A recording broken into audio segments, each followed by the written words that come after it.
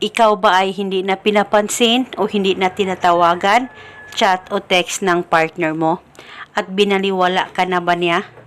Gusto mo ba na ikaw lamang ang pakakaisipin niya at hindi siya makakatulog sa kakaisip sa'yo?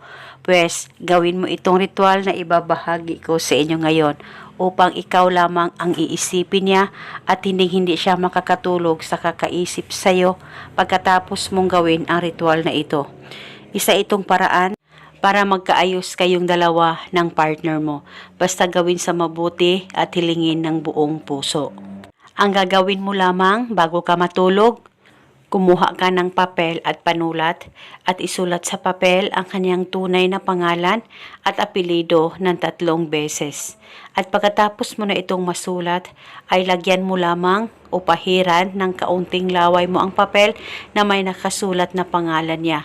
At pagkatapos tupiin ang papel at ilagay ito sa ilalim ng punda ng unan mo at uunanan mo ito buong magdamag.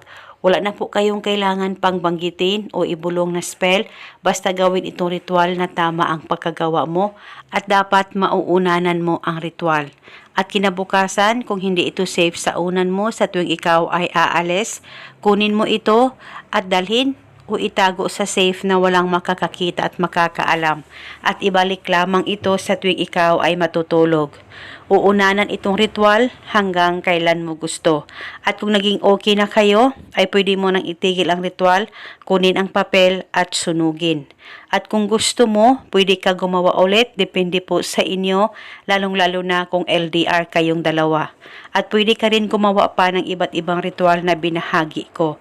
Kahit ilan pa ang ritual ang gusto mong gawin na pagsabayin sa isang araw ay wala pong problema, as long as buo ang tiwala mo sa mga ganitong pamamaraan. At eto muna sa ngayon, maraming salamat po sa panunood. May God bless us all.